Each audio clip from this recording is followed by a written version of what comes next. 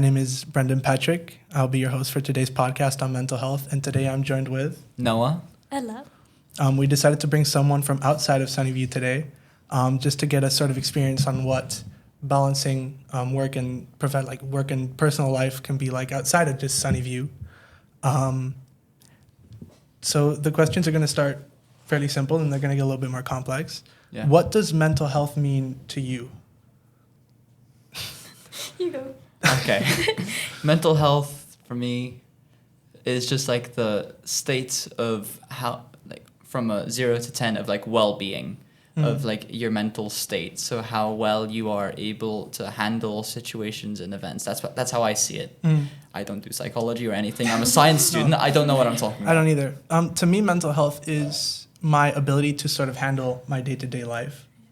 If my mental health is declining a little bit, then I'll sort of struggle to sort of hold everything together, which can sort of be a problem for me because I bite more than I can chew. But, I handle, obviously. But, the problem about mental health is it affects everyone differently. So some people are able to handle more than others. And that, creates a big issue, especially if you are balancing a lot of things at once. Do you have anything? Well, it's kind of what you've been saying, and also like how you handle different situations depending on how you're feeling. Mm-hmm. Yeah. Why do you think it's important to talk about mental health in schools or in work, any kind of professional environment, really? Burnout is a big issue which everyone can experience. And I know many stories from my parents, from myself. It's always important to discuss burnout, especially as a way to prevent it from happening. Yeah, burnout is a very big issue. And it's like what I've been saying, you need to learn to balance everything fairly and equally. Because if one starts to teeter, the other one will, and it just becomes completely unbalanced. Do you have anything to add? Yeah, no, I mean, I dropped out of school because of burnout. So yeah, I know how it feels. Yeah. What specifically, if you don't mind talking about it, in the burnout in schools, what was it? It was mostly that it was a lot of weird work at the same time because I did online school. So then it was like you have to do everything by yourself. You have no help. So what's up? Yeah. Online school has been a very confusing thing to me for a while. My best experience with online school was quarantine. So I don't exactly have the best experience with it. But, I hear a lot about online school and, what it's like. Because it completely differs from normal school. Because here you have to be there. Yeah. You have to get up in the morning. You need to prepare yourself, and then you need to be there. Is it similar with online school or? Well, it depends. Because some do online school where you sit on meetings with teachers. I did online school where you just get assignments for the entire year. Wow. Yeah. So you get everything at the same time. And everything at once. Yeah. And then it's just do this and this and this. So that's what made me stop because it was just way too stressful. Yeah. No, I understand that completely. On that topic, what do you think are some common misconceptions about mental health? I don't know, really. No? That people think that it's very clearly visible when someone has a poor mental health, that it's visible in how they act, but I think it's the opposite. It's very hard to tell someone's mental health by how they act, especially because if someone has a poor mental health, they would try to hide it, and that would make it even less obvious. I think that's another reason why it's so important to talk about it in schools, because people need to realize that it's okay to reach out. If you're feeling overwhelmed, if you're feeling stressed out, there's more often than not, there's people in your life that can help you out with that. Yeah. And that's another reason why I think it's so important to talk about, because if it's talked about, people have the sort of inspiration to reach out about it. A big misconception, I'm going to get a little bit controversial here. I was speaking with my friends earlier, and they said mental health isn't real. Yeah, I completely disagree with that. What? There's this common misconception that mental health is just in your head. And I feel like it's like what I said. A lot of people don't worry about their mental health, and they just brush it aside, really. It's not to the point where you have it, but you don't show it. You just don't believe you have it at all. And it's like I said, mental health affects people very differently. So if one person is building up a lot of work at once and they're completely fine with it, it might be different for another person who's a little bit in a more vulnerable position, where if work starts to pile up and it starts to build up, it just becomes overwhelming. Yeah. Anything to add? I think you've added a lot of information yourself there. Yeah.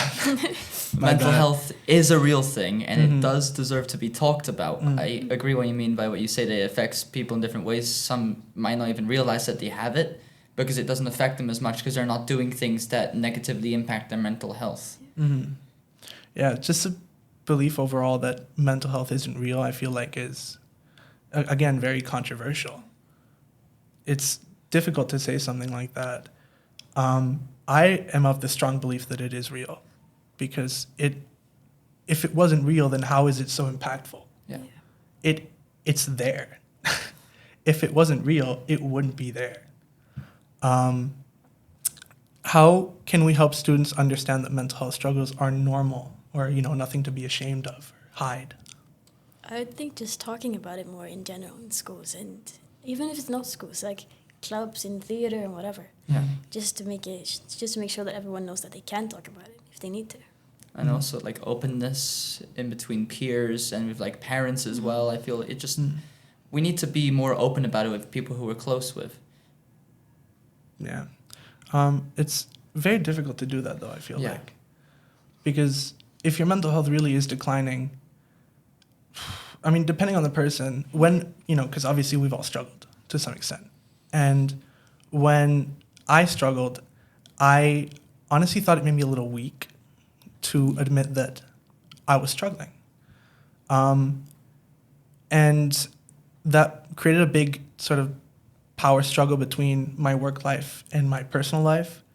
So if I focus too much on school, that means, because a lot of the times my friends hung out, and I wasn't motivated enough to go out for the day. I wanted to sleep in. I wanted to rest.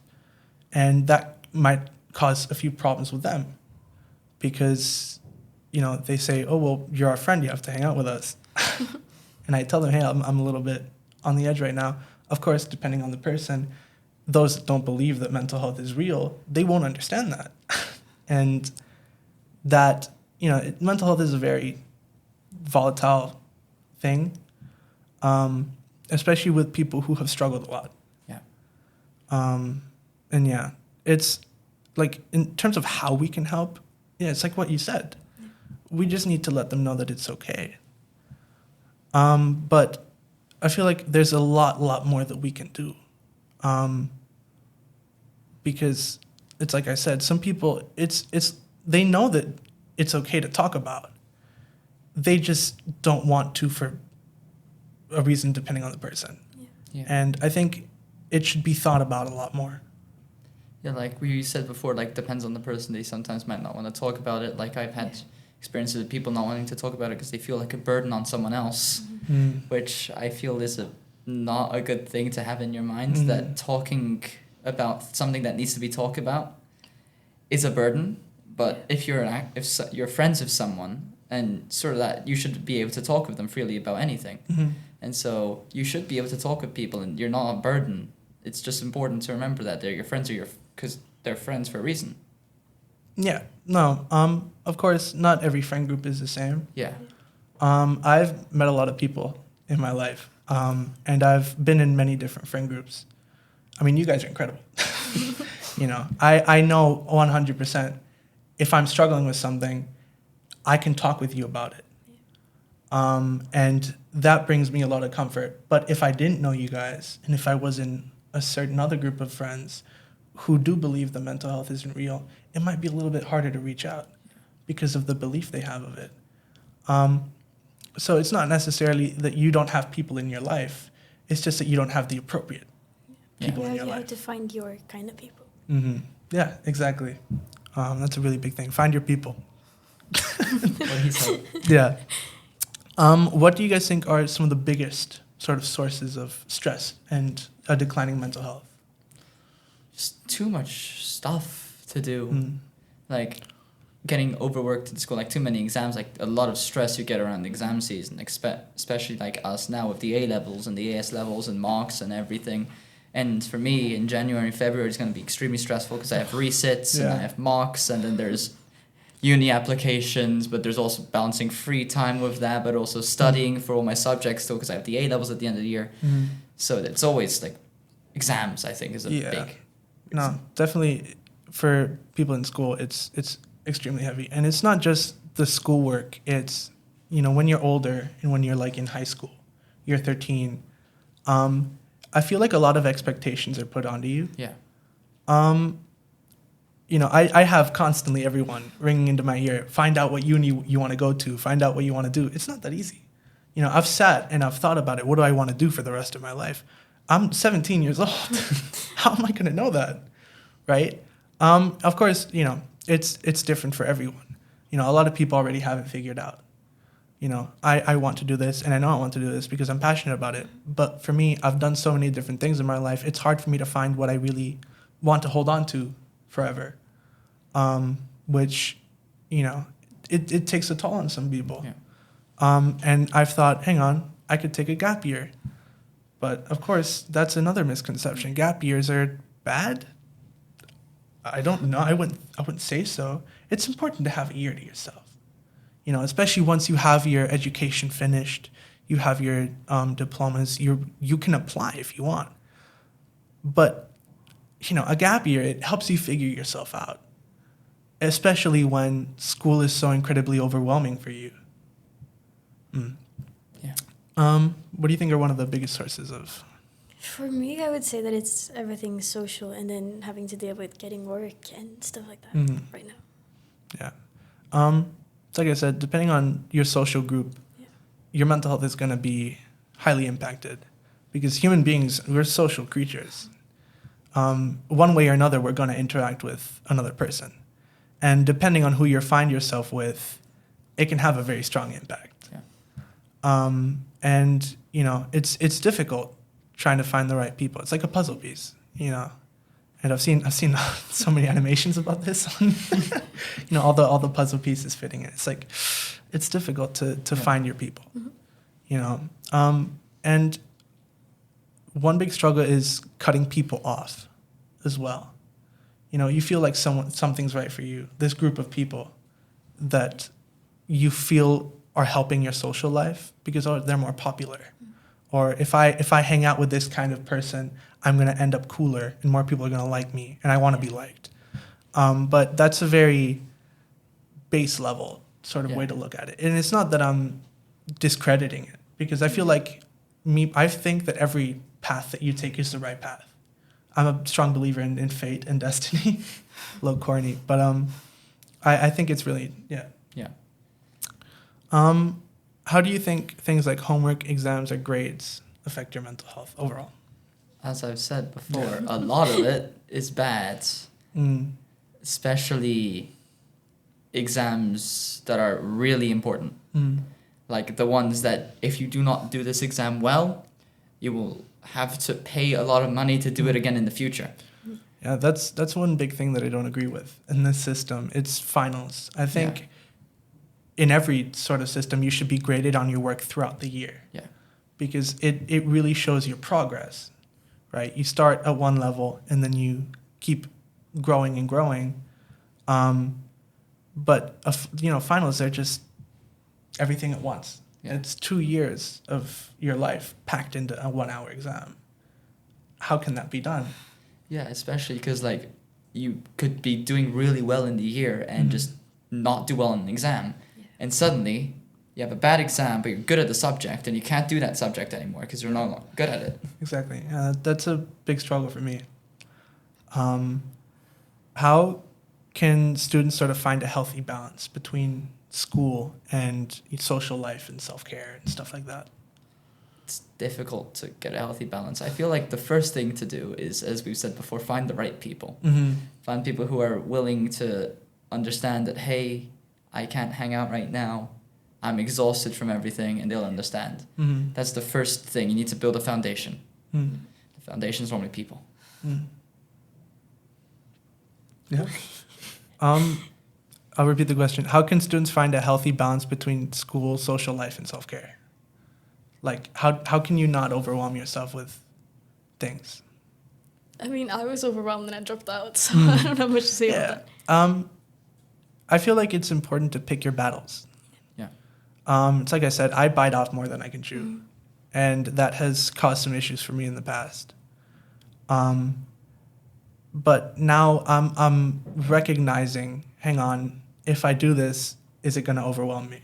Yeah. And it's like the show that we were going to do together. Yeah. Yeah, I dropped out of that. I dropped out of that because I knew, hang on, because it's happened to me in the past where I've done shows at Salon Variety, and it's just been difficult because you go to school at 9 a.m, and then you go for school the whole day, and then as soon as that's over, you go to rehearsal for another 4 hours, and then you get home at 9 at night, 10 at night? Yeah. That's too much for me. It's too much for me. And I know that you're handling that well, right? Yeah, I mean, I've been doing the show, and the show's, well, I have a quick break, 2 days, and then it continues going. And I need to be there from 6, and then the show ends at 10:30. I get home at 11. So, yeah, I've been handling it surprisingly well, I think mainly because of study periods in school. Yeah. They've been helping so much. The little amount of stuff I manage to do at home can be built up upon the stuff I do at school. But it has been a struggle to try and keep up, but I've been managing. Yeah, I love... Sorry? You've also been managing to hang out quite a lot for as much as you've been doing. Yeah, weekends.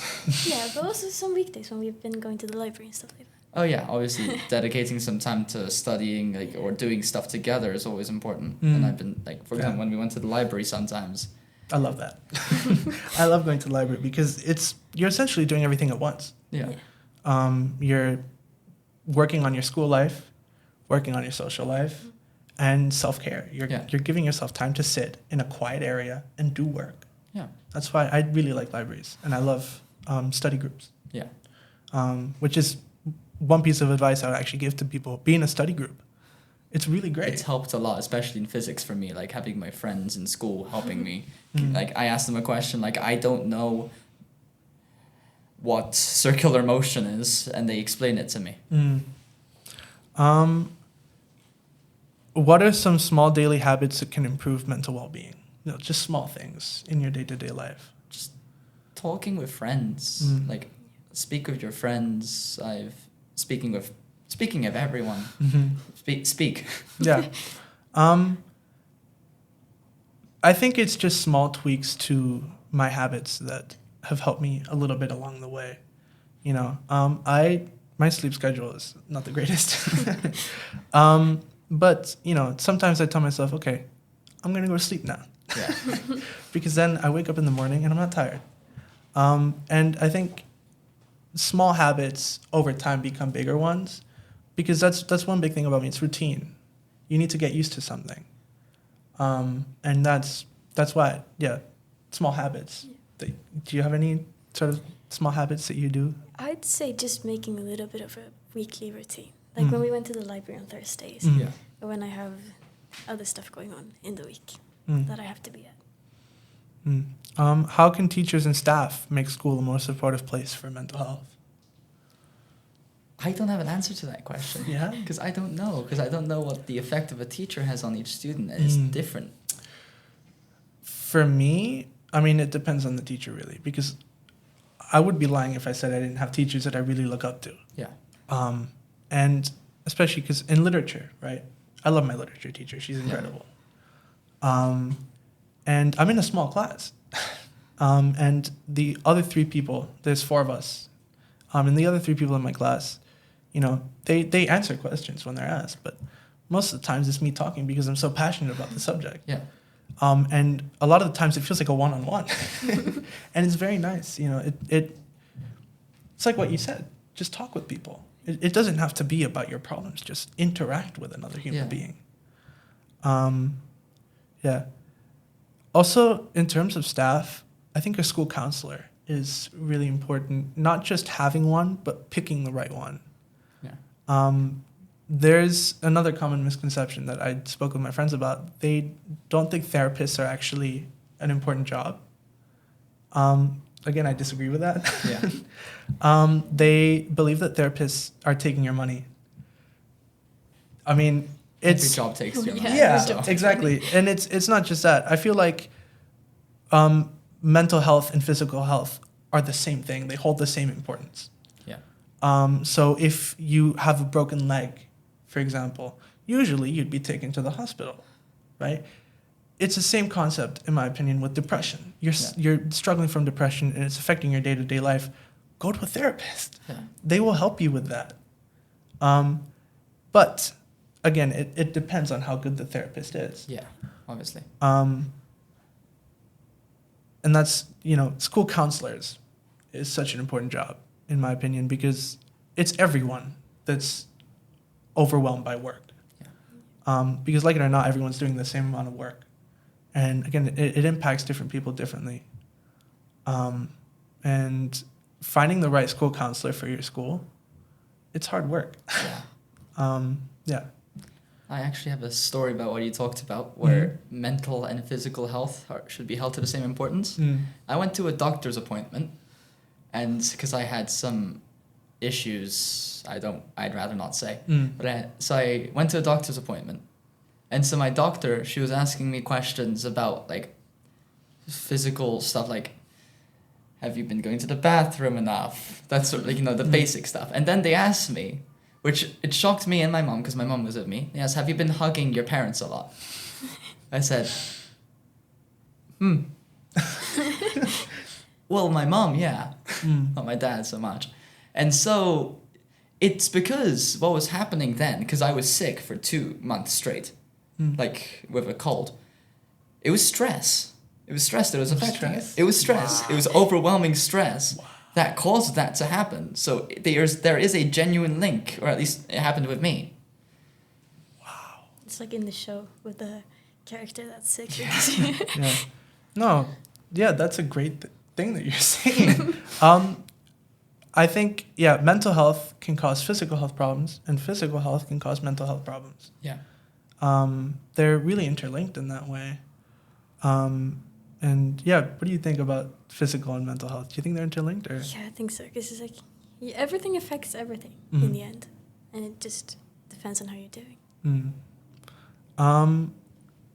Do you think the school provides enough resources for students who are struggling?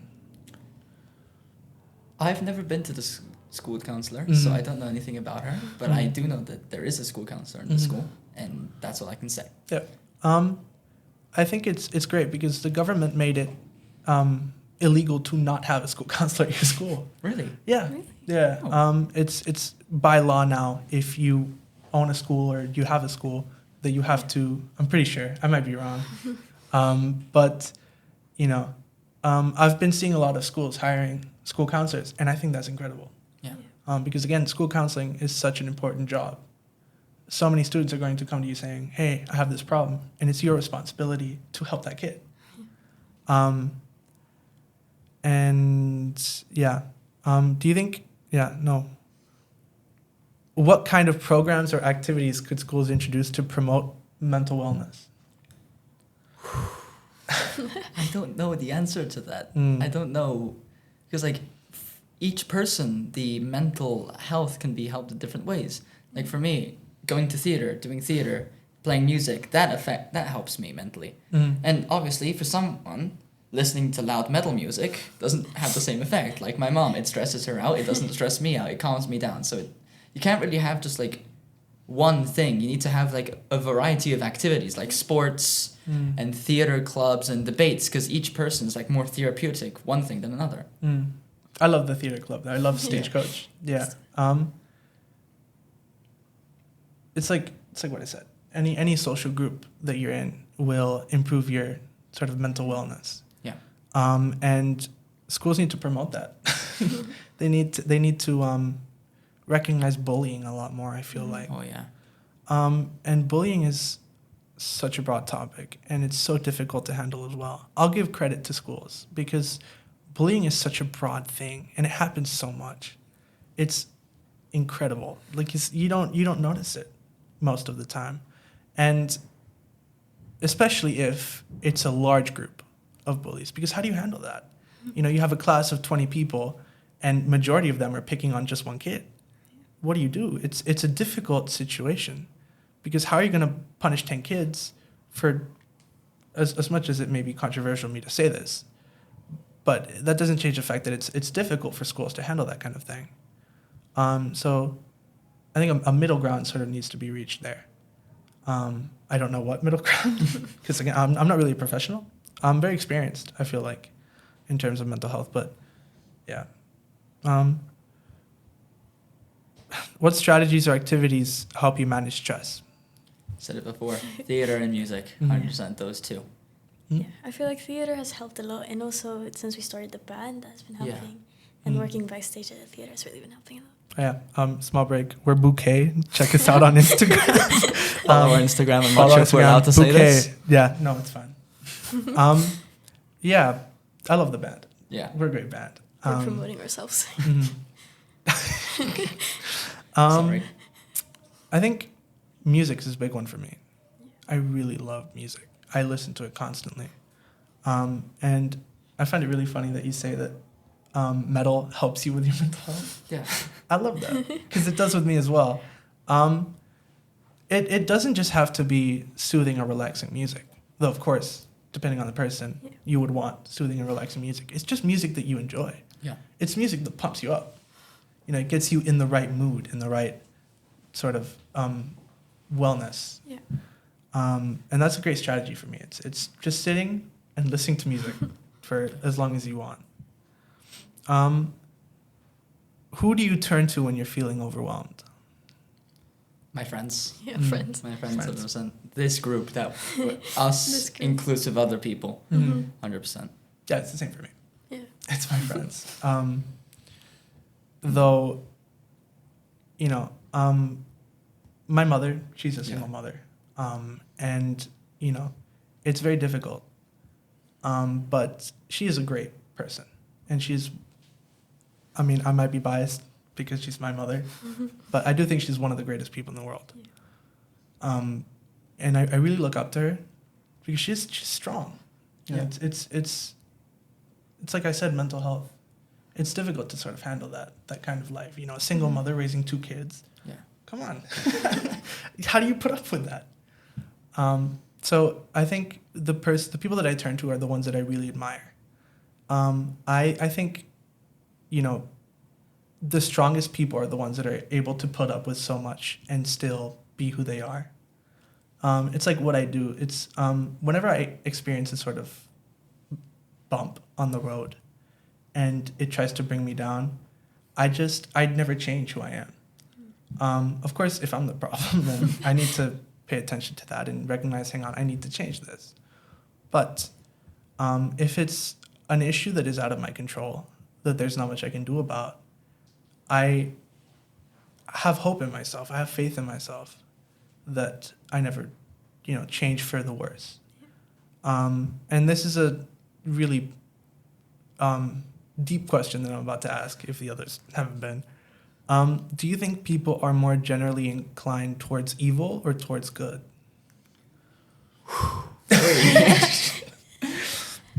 I feel like it is human nature to be inclined towards good, but people are tempted towards evil.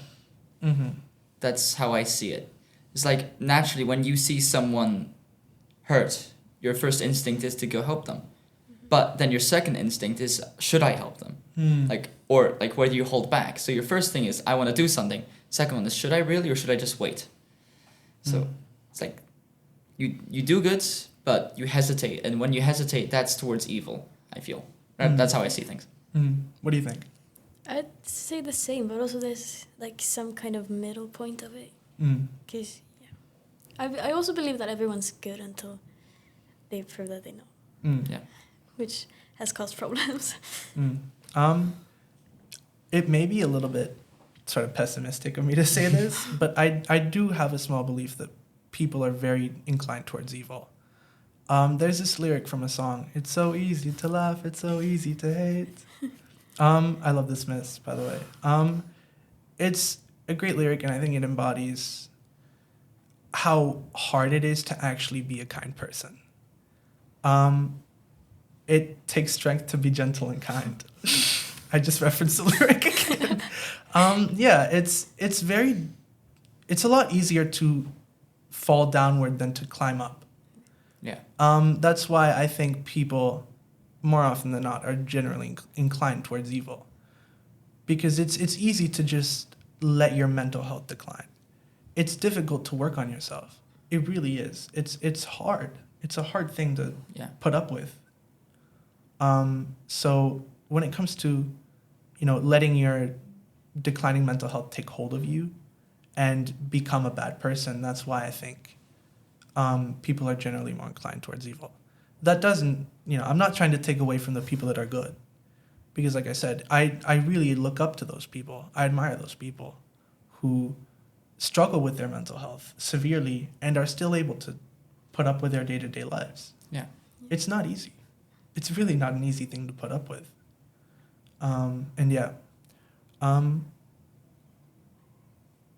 What advice would you give to a friend who's having a tough time emotionally? I'm not going to say anything, primarily because you need to know the specifics of why they're having a tough time. Mm-hmm. Like if they're having a tough time because of exams, I'd say you don't need to be studying 24/7.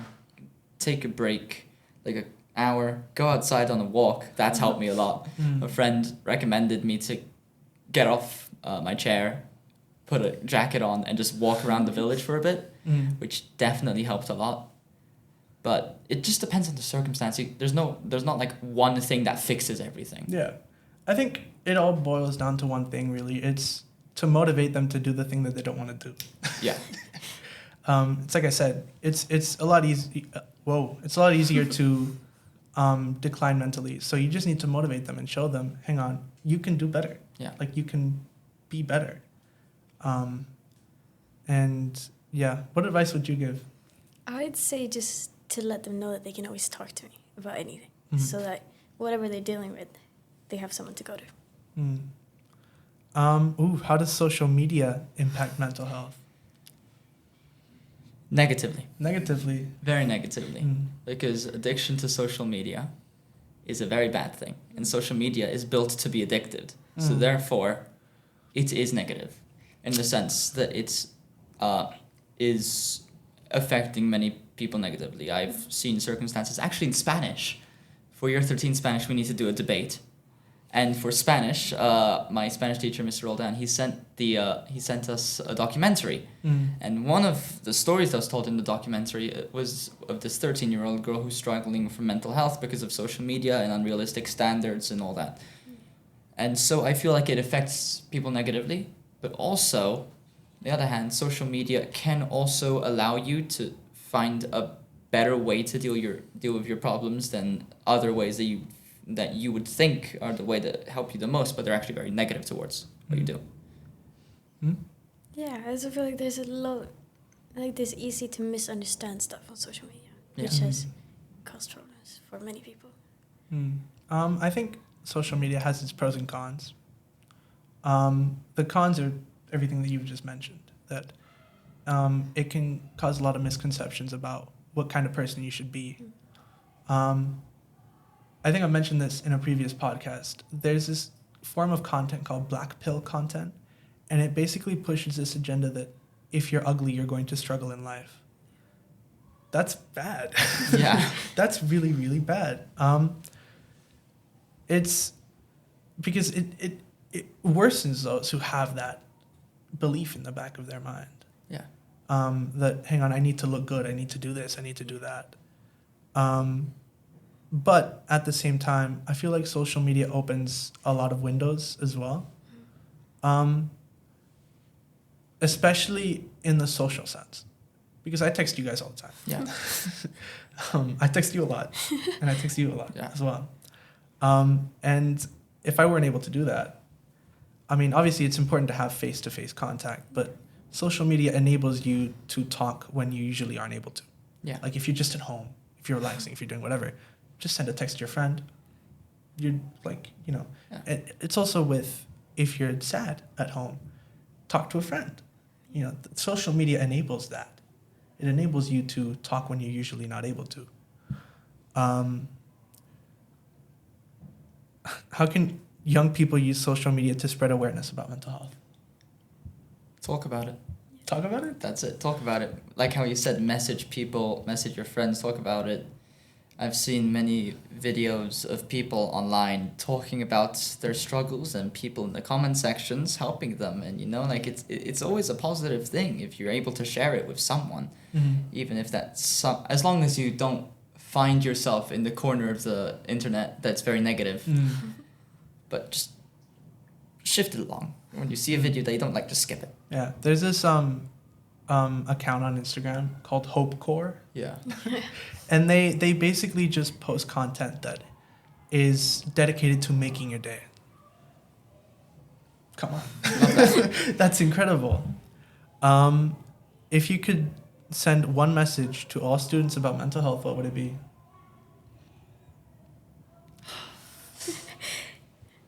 You're not alone. That's a great message. That is a great message. For me, it's, talk to someone. You're not alone. It's okay to struggle. And it doesn't make you weak to go and talk with someone else about it. I actually think it makes you stronger. One part of improving yourself is admitting that something is wrong. So being able to get yourself vulnerable in front of someone that you trust and telling them your problems, that goes a long way. Yeah, someone once said to me when I was in school, it's okay to be it's okay to not be okay. And that really made me think that it was like... Yeah. Well, I think that's everything then. All right. Yeah. Wow, that was a really deep podcast. Thank you, everyone, so much for listening. And that's it. I